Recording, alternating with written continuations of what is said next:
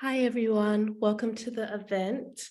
It will be starting shortly in about 2 minutes.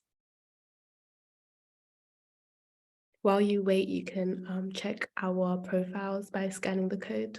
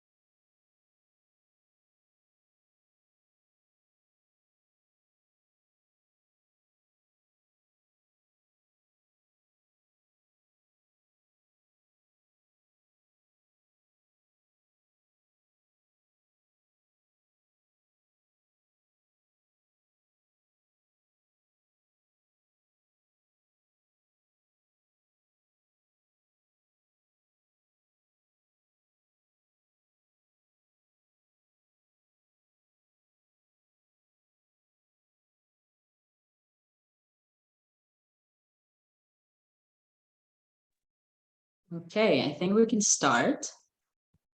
I'm gonna try and share my screen. Chichi, please help me out here. Can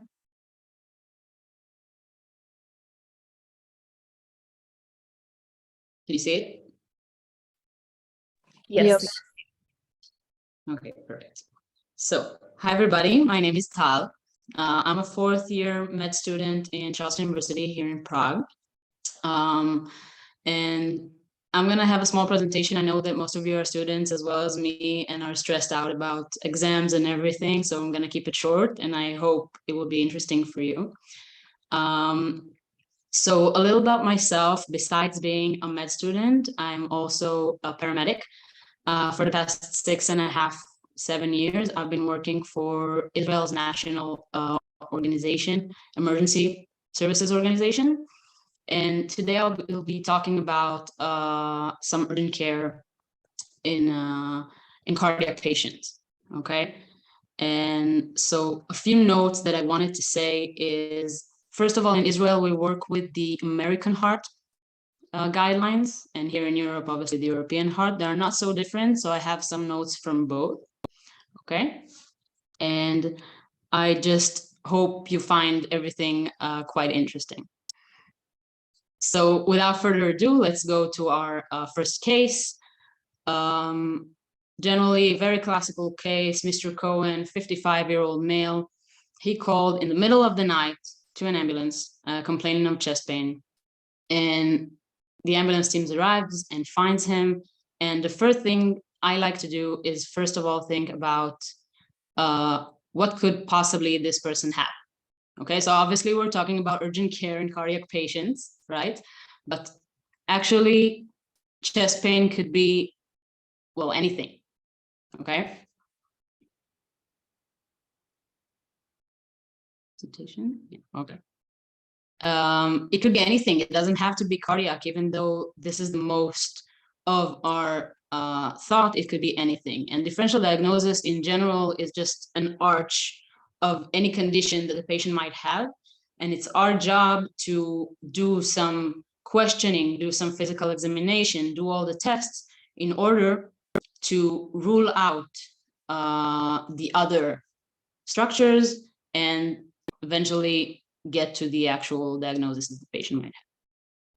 So we have our patient, we have in our back of our mind what he might have, what diseases he might suffer from. And now what do we do? Well, this is what we go to med school for, okay? So we're doing our anamnesis, we're doing our physical examination, and we do some additional testings and use some equipments to find out exactly what they have. So anamnesis. I like to work with the OPQRST method. It was written on and for chest pain, so I find it the easiest. There are many methods. You can choose whenever you want, which method is more comfortable for you. A lot of words, I'm not going to read them all, but what most important is to find the red flags. Okay, so the first one is the fact that the chest pain was what woke him up from his sleep. Okay, so this is a very, very important red flag. If a patient tells you, no matter the complaint, that it interferes with their sleep, you should have all the red lights going on. Okay, he had PTCA. PTCA stands for percutaneous transluminal coronary angiography, a very long word to say that he had catheterization of his coronary arteries, which means it enables the physicians to visualize his coronary arteries to know if there was some kind of blockage. Okay, and he doesn't remember what it was for. The pain that he feels now is similar to a pain he had. Okay, so it's also a very important key. And pharmacology. Okay, I don't know about you guys. I am 4th year. We are enjoying pharmacology right now. And elatrolet is a drug that is used for depression. But the most important thing is, first of all, it should not be given for patients with heart failure. It does not say that he suffers from one, but if he does and he's still receiving the drug, it could be a problem, as well as the family of drugs may cause some arrhythmia, okay, may cause some problem. Now, if we go back for a moment for our differential diagnosis, I like to take it to 2 big groups, and this is also how I explain it to patients, okay? So if we have a heart problem, we usually have either a plumbing problem or an electricity problem.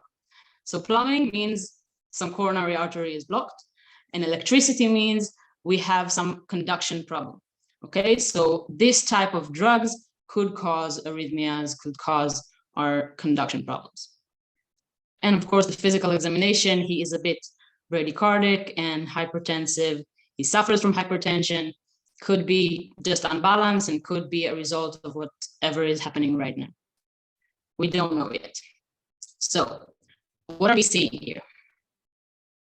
I'm not gonna delay too much on this ECG, okay? But basically what's important is ECG allows us to look at the heart like a cube, and each wall is fed by a different artery. So it helps us to understand if there is something wrong, where it is. So it can help us later to find out where the blockage is, if there is one. Okay, ST elevation MI stands for ST segment above the isoelectric line. Okay, and non-ST elevation MI means there might be a myocardial infarction, there might be a blockage of a coronary artery without any ECG manifestation. Okay, so here we can clearly see there is some kind of elevation, even a small one, so 1 millimeter, 2 millimeters, and here is a depression, which is also called a reciprocal depression because the walls are parallel, so it might show. And here we obviously have some kind of elevation, but this type of elevation and reciprocation does not fit completely into the strict criteria of STEMI. Okay, so STEMI or non-STEMI, it's somewhere in between because we can see the elevation, but it does not fit the complete criteria. So the American heart has some new criteria. It's called occlusion myocardial infarction, which means there is an artery occluded more than 70%, it causes manifestation of ECG, the heart cells die, but the ECG manifestation is not that clear. Time is muscle. Time is muscle and time is brain are terms that we know, especially in ischemia, okay? So it makes sense once we block an artery, the cells at the end starts to die, they don't get enough oxygen, they don't get enough nutrients, okay? And the more time goes by, the more cells die, okay? So all in all, till this time, I don't know if you remember the case, but we had a good half an hour, 40 minutes from the moment the person called until now, and every minute going to waste is a minute important, okay? So this is the patient feeling bad. In this case, he called after 5 minutes. Most patients might call after a few hours, a few days, that they're not feeling well. And we are only in the first phase, okay? So it's very important to make sure the diagnosis is very fast. And I'm not even talking about EMS only. When patients come to the emergency room, they can come 3 days after their chest pain is hurting. Okay, so it's very important to have this time shortened. Our ACLS protocols, our guidelines, and ACLS, which is Advanced Cardiac Life Support, are what helps us to make decisions in emergency care. Okay, it's very important. So this is how the protocols look like. Okay, and we have some important differences between the pre-hospital and the hospital care.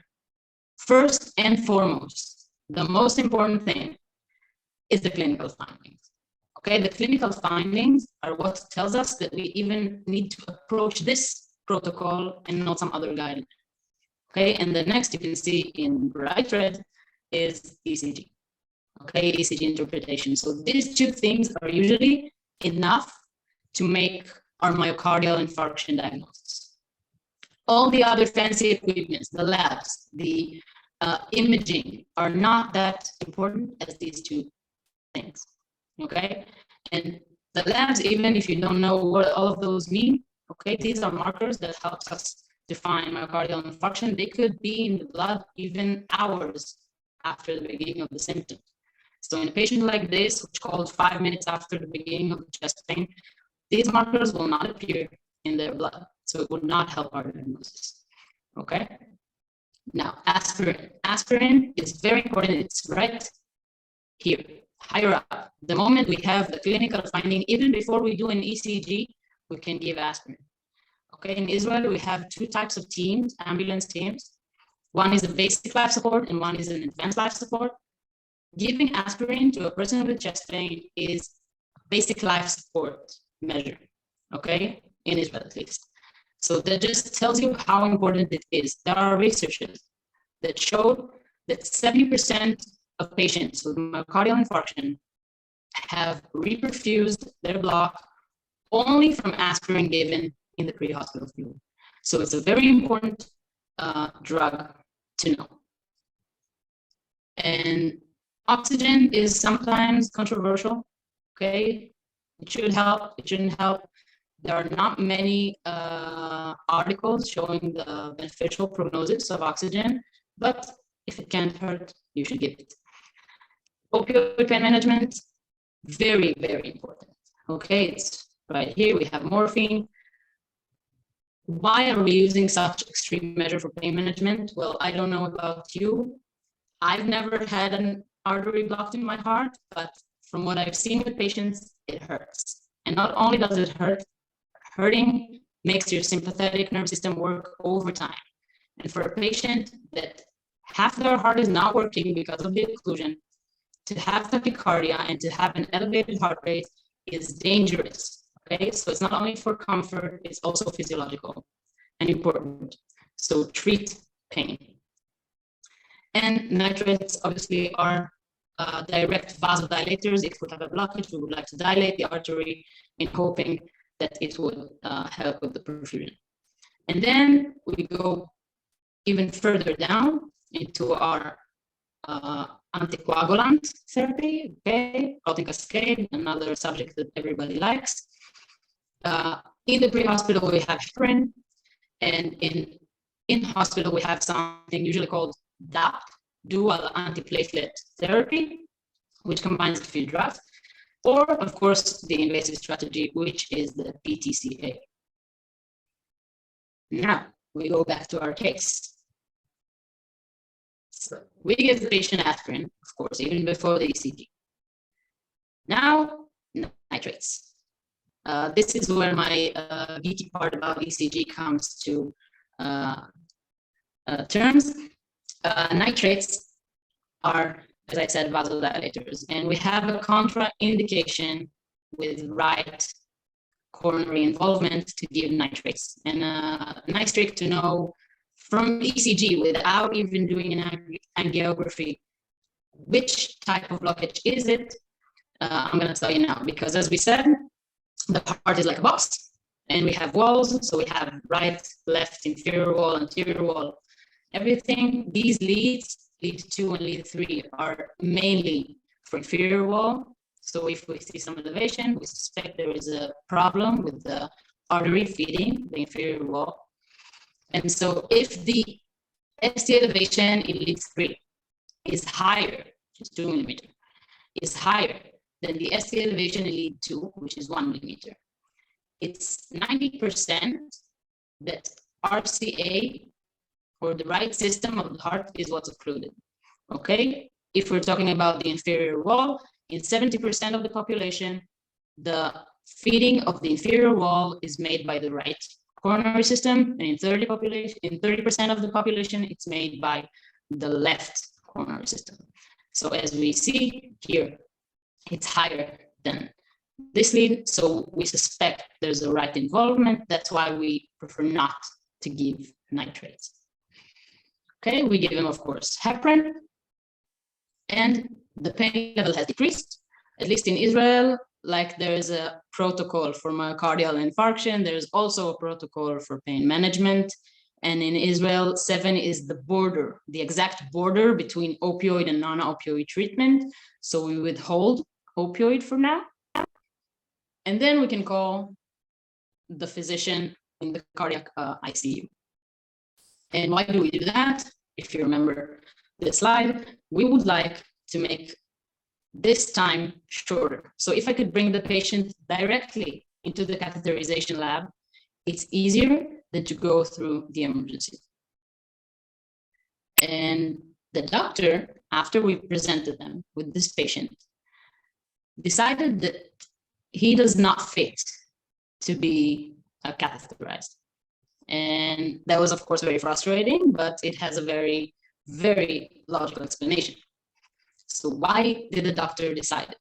Well, in Israel, our health system allows physicians with an ID number to know, to have the history and the medical background right on their computer, okay? So after reviewing this background, this physician saw that this patient was not very compliant with his medications.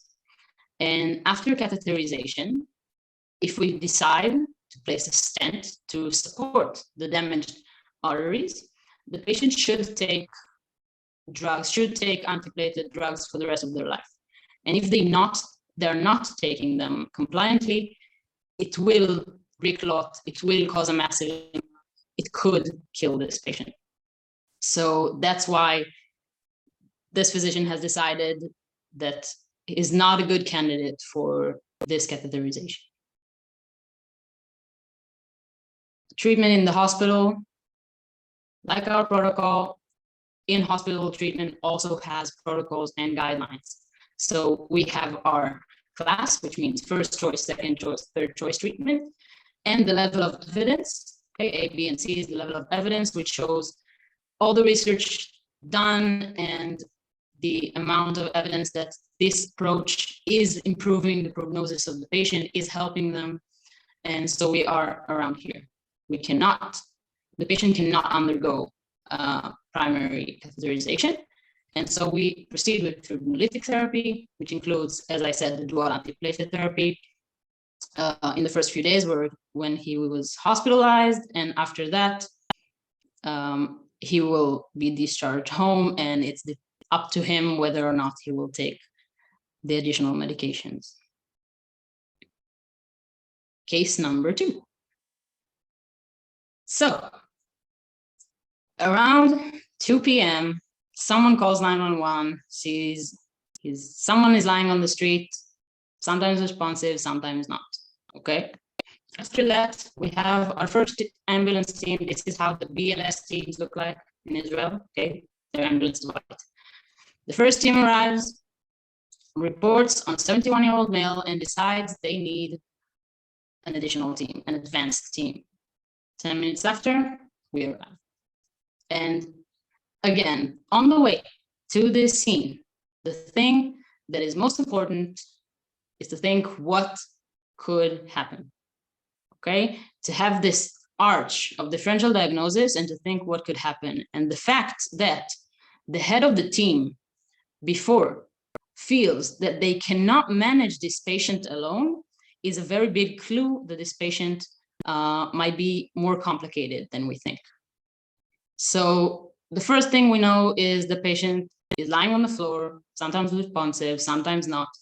And when you are in med school, they teach you, when you hear hoofs, think horses, not zebras. So the first thing we think, probably syncope, right? But it basically can be anything. Okay, so you should think about the obvious because it most likely is, but it could be anything. Okay. Our first impression from the patient as we opened the doors of the first team was this. First of all, the medic is ventilating the patient with an amber bag.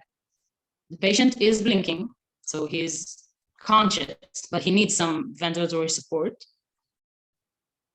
Now, this picture, which of course is taken from the internet, is important due to the color differences, okay? Because if you see someone else is bagging a patient, the first thing you should do is check for central pulse, okay? Not peripheral, central pulse. But as you can see, the color difference here, the patient is not even pale, is more like gray, okay? So this is the color of the patient. He is awake and needs to be ambu bagged. And while you check his central pulse, of course, you notice this jugular vein distension, which of course all clues for what's coming up. So it's probably not alcohol abuse, but since we are in Europe, we are in Czech Republic, it could never be ruled out as the underlying etiology, so you should keep it always in your back of the mind, okay?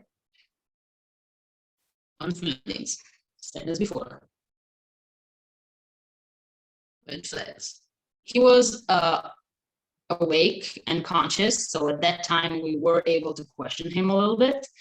He of course suffers from chest pain, well, because we are in urgent care of cardiac patients.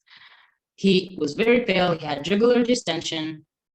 He is allergic to iodine, and why is that important? Again, pharmacology. If the patient has some type of arrhythmia that I have to take care of with a drug called amiodarone, which contains iodine, then I have to consider whether or not the need for this drug is more important than the possible allergic or anaphylactic attack, whether or not he will be able to withstand this drug as well as epinephrine, for example, if he goes into anaphylaxis.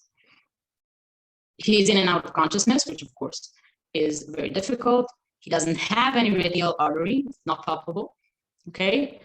And of course, the first thing we think of, this patient is in shock, and we don't know why. This is the actual ECG of the patient. Okay, it's not from the internet, it's the actual patient's ECG. And what can we see here? And these questions that I have is something you should always ask yourself. What is the DD? What am I seeing? What the patient might have?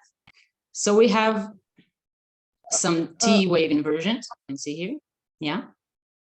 Is it sinus, actually? On what lead can I see it being sinus? Oh, is it V4? V4?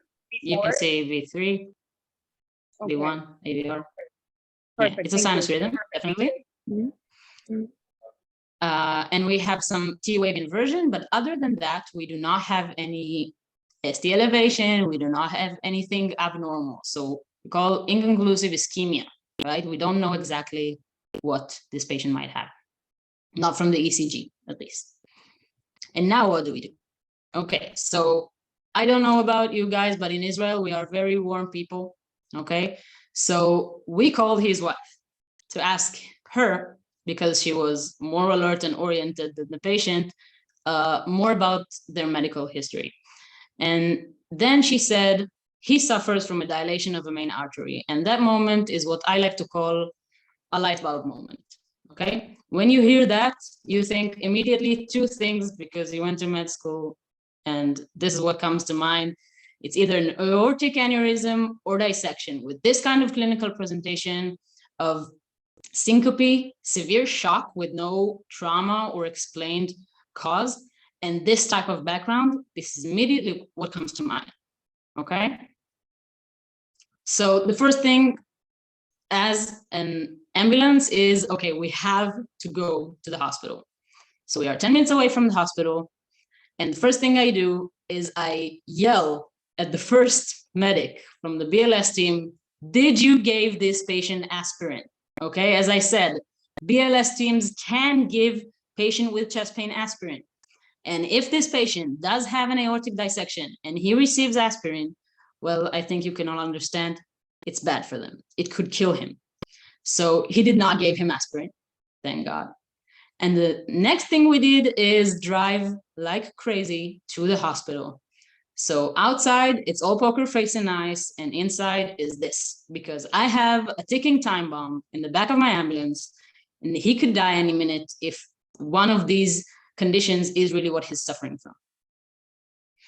So what we did on the way was, first of all, oxygen and laying fully down with elevated legs, which is BLS treatment, very important. We always start with BLS. And then we open an IV to give fluids. FFP stands for fresh frozen plasma. Some ambulances have it, some don't. It takes about 10 minutes to make. So we are 10 minutes away from the hospital. We did not have time to make this plasma, so we had to give fluids instead. And of course, we would like to report the hospital that we're bringing a very, very complicated patient. Again, we would like to minimize the time it takes to take care of these patients. And now for the most fun part. We arrived to the ER and no one has received our report, which sometimes happens. And I don't know if you remember the time that all of this happened. It was about 2:30, 3 p.m. It's shift change. And during shift change, it's very, very hard to find someone to notice you. And so it was all by mistake. Eventually, we'll manage to go into the trauma room, and the message is communication. Communicating between pre-hospital and hospital environments is extremely important. And not even pre-hospital, in hospital, but between departments in the hospital, the communication between colleagues, between professionals is very, very important to the benefit of the patient, okay? And eventually, this is an echo picture from the internet, but it fits our story. So obviously, all of this fluid should not be there, okay? What the patient has is a type A dissection of the root of aorta and ascending aorta, as well as a massive cardiac tamponade. Cardiac tamponade has the classical, what we call Beck's triad. So low blood pressure, jugular vein distension, and also some heart sounds, which is very hard to hear, especially in the pre-hospital environment. But he had most of them, as well as bradycardia. And his heart stopped twice in the trauma room. And now the hospital management of pleural effusion is, of course, leaning towards pericardiocentesis. But in these kind of massive effusions, as well as the delay of the time it took the patient to get to the hospital, the blood of the tamponade could already be clotted. So pericardiocentesis would not be the beneficial approach for this patient. And mechanical ventilation should be avoided because increasing the pressure in the chest cavity could lead to additional pressure of the heart and to make the shock even more severe. And during cardiac arrest due to tamponade, chest compressions do not help. Okay, so the only option for this patient is open heart surgery. And thankfully, he had a very successful one. And our last case for today, I hope everybody is still with me and still hearing everything. Mrs. Cohen, 70-year-old woman, and her luck is that she lives right across from where the ambulance are parking. Okay, 2 minutes is very, very short. She lives across the street. Okay, she called 911, obviously complaining of chest pain, lying in her bed, connected to an oxygen nasal cannula, the glasses, and she just complains. Her findings again, and our red flags. It's a pressing type of pain, which of course is more close to myocardial infarction than any other. She has major history, major cardiac history. Okay, so PAF stands for paroxysmal atrial fibrillation, some kind of arrhythmia, hypertension, diabetes. She had an abdominal aortic stent due to a past aortic dissection, and SP stands for status post, which means she had a myocardial infarction 4 years ago. She's pale, she has cold sweats on her forehead, diaphoretic, and she says again that this pain is very similar to what she felt when she had this MI. She has a lot of drugs, okay? And this is not even all of them. This is only part. And when a patient is taking that much drugs, we should always think, first of all, could they be colliding? Could they be causing the symptoms? And second, maybe she OD'd on one of them. Maybe she didn't take what she needed to. Maybe she took too much. So this should also give you a clue about our upcoming differential diagnosis. She is severely bradycardic. Her heart rate is 35. And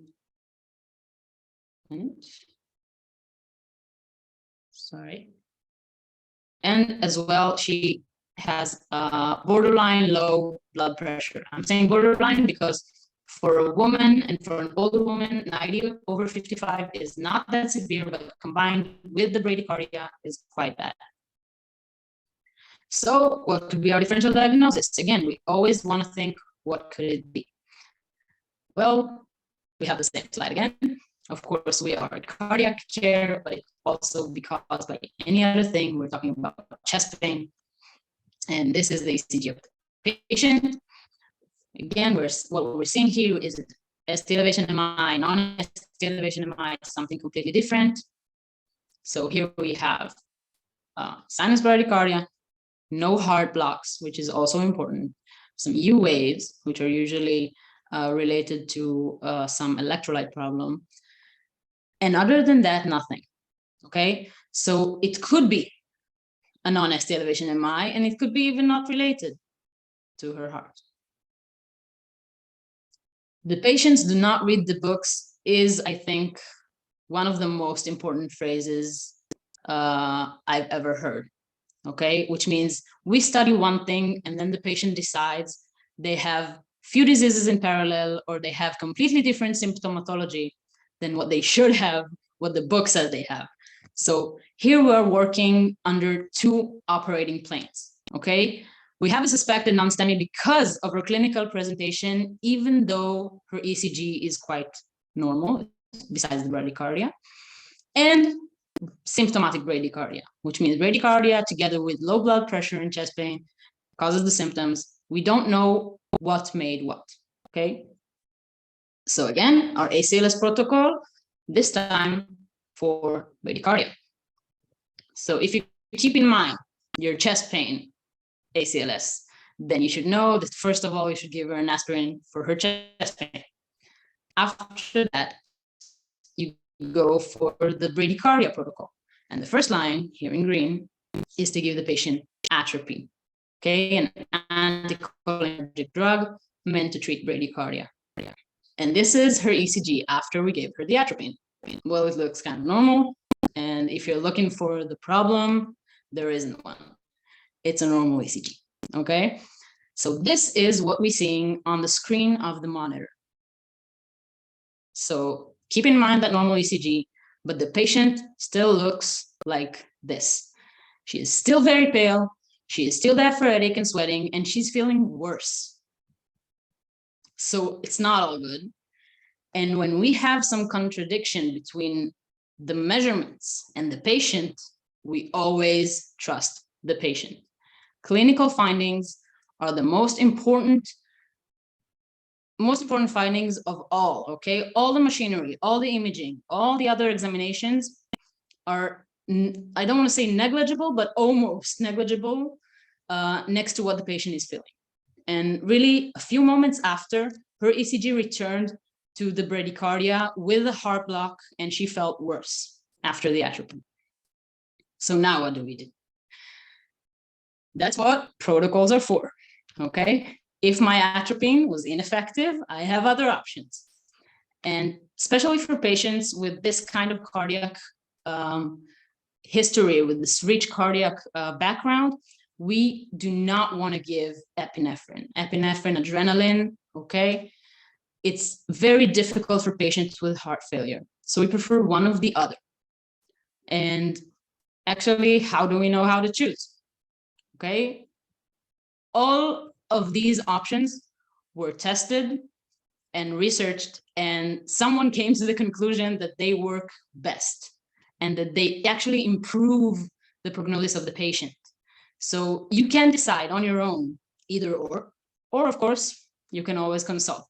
As a paramedic, sometimes we call the cardiac intensive care unit to consult. We call our own on-call doctor to consult them. So we would have a better understanding of what we're doing, as well as someone higher up that could give us the confidence, yes, what you chose is the wise step, is good for the patient, you can go with it. So we decided with the pacing, okay, transcutaneous pacing, you put the pedals, the same pedals you see for shock, but you decide actually on the heart rate of the patient. You decide on the frequency, you decide on the amount of joules they're getting. So you decide for them what their heart rate will be. And I chose pacing because, again, this is a patient with very rich cardiac background, and I felt like giving her dopamine or a pressor was a little bit too much. Hospital treatment. So the first thing they do is they took our transcutaneous pacing and turned it into IV pacing. Okay, if you want to take this patient for a catheterization lab, you cannot do it, or you can, but it's more difficult to do it under transcutaneous pacing. So you open a vein line, you put in a wire, and this wire can pace the heart exactly the same. In her PTCA, she had a complete right coronary artery block, and they did some imaging, which showed a leak from her abdominal aortic stent, which in retrospect could have been caused by our aspirin. Okay, so you don't go that easy with giving aspirin to every patient, but you have to consider the risk factors. Your take-home message for today. Emergency medicine is related to every medical field. Patients, no matter cardiac or not, could always deteriorate, could always face emergency care. Okay, so it's very important that you have those BLS and those ALS protocols and guidelines in mind. Always have the DD and do not fixate on it. Even though I thought very hard that it was one thing, it could have been the other. So please always have that very high arch in your mind and don't completely rule out until you've reached your final conclusion. That's the most important thing in emergency medicine. Don't panic, okay? This is what the guidelines are for. They are built schematically, so it's easier for us to manage during emergencies. And you have to know your pharmacology. It's very, very, very important. There's no way to go around it. Consulting is a virtue, okay? Whether it's someone higher up and attending, whether it's a colleague, if you're not sure and you have the time, please consult. There is no ego in taking care of patients. When you consult and you get better decisions, it's better for your patients. And of course, trust the clinical signs and the clinical findings more than any diagnostic equipment. I think now we have time for questions, and if anybody wants to ask. Hello, yes, I would like to ask 2 questions, if it's possible. Thank you very much for the explanation and the passion you are putting in this, very visible. And the first question is, why nitrate could the heart when there is a right coronary artery involvement? I'm sorry, can you repeat that? I'm not sure I heard you well. Why the nitrate to the heart in the case of a right coronary artery involvement? Why shouldn't I give nitrates? Okay, so nitrates are vasodilators of the veins mostly, okay? And we know that the right side of the heart, we have the veins coming to it, right? Superior and inferior vena cava. And when I vasodilate a patient, I cause a decrease in preload. Okay, I cause a decrease in the amount of blood that comes back to the heart from the systemic circulation. And for a patient that is already with low blood pressure, and when I'm thinking about a right coronary artery blockage, I'm thinking about the right side of the heart, which is damaged. So the right side, the right wall of the heart is not contracting properly. So from the beginning, this patient has decreased preload because of this occlusion. And now if I'll give him nitrates, then I would even make this decreased preload more severe. And I could push this patient into what we call cardiogenic shock. Did that answer your question? Yes, okay, thank you. And the other question, it's almost similar, because I always thought that maybe someone told me this, that when there is an infarction, it is dangerous to increase the load of the blood in the heart, because so you should better say to the patient to stay seated, not laying down with legs up, because this could overload the amount of blood into the heart. That is a failing heart. That's true, I agree. But we, of course, have some exceptions. When the patient is already in shock, which means their systemic circulation is not functioning well, okay? Sorry? Yeah, if there is some cases in which is not preferable to put the legs up and the patient lying down. I mean, Yes, is it so? Yes, definitely. So when the patient is in shock, we would like to help the body do what it does naturally, which is centralizing the circulation. When the patient is in deep shock, the periphery closes, vasoconstriction of the limbs, of the GIT, and what happens is centralization of the blood flow to the brain, to the lungs, and to the heart. And when a patient is already in severe shock, while seated, it's very hard for the body to work against gravity with this regulation. So we would prefer this patient laying down, and we help, again, our venous return, our preload to the heart from the system. Now, the exception is if a patient has, for example, normal blood pressure or even high, we would not lay them down because it's not necessary, as well as if a patient is dyspneic or has some problem breathing, then if you remember your protocol, we have A, B, C, B comes before C, and a patient with dyspnea and a patient with respiratory problems, we would not lay down no matter what. Is that okay? Yes, okay. Yes, thank you very much.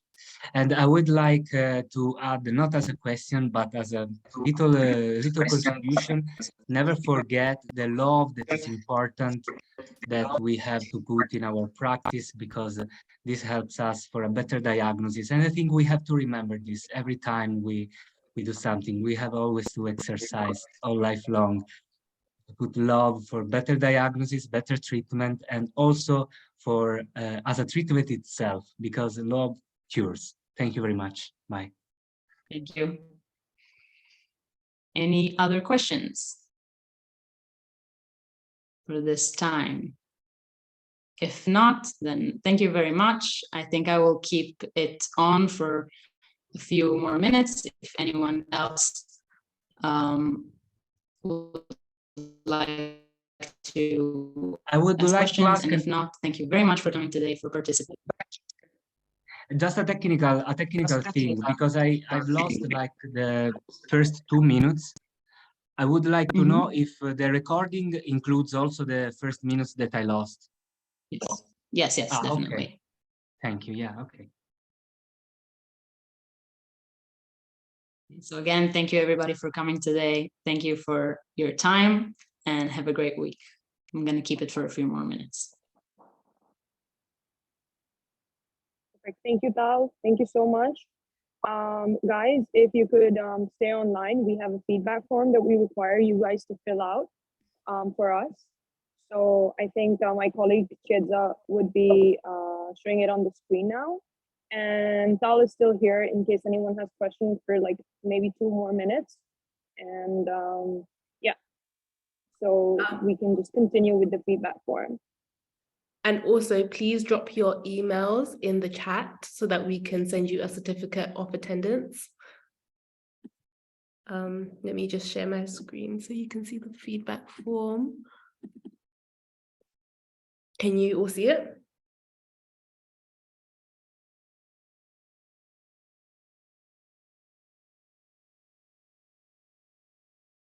So if you just scan the barcode.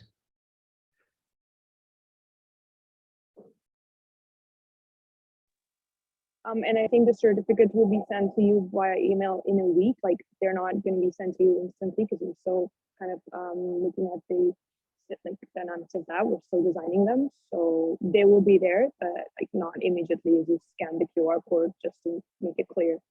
Thank you.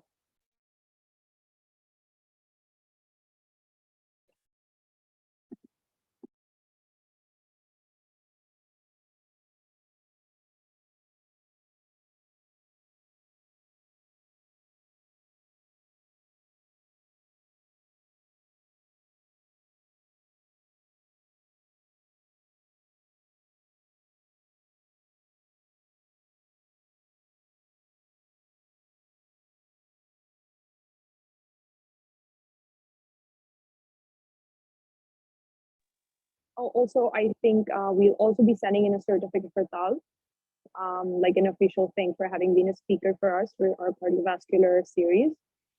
So thank you so much for that, for organizing the seminar on our behalf.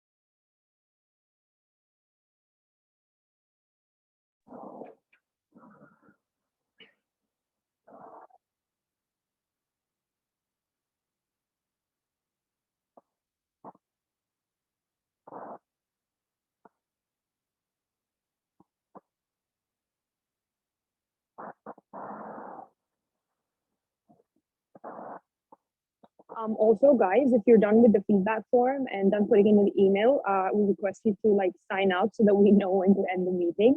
And in case you're just hanging for any questions, like put it in the chat in case you just have a question, so we know that Tal can like stay here for a while to answer those questions. Just put in the chat like I have a question or something like that, so that we know that you're here for the question.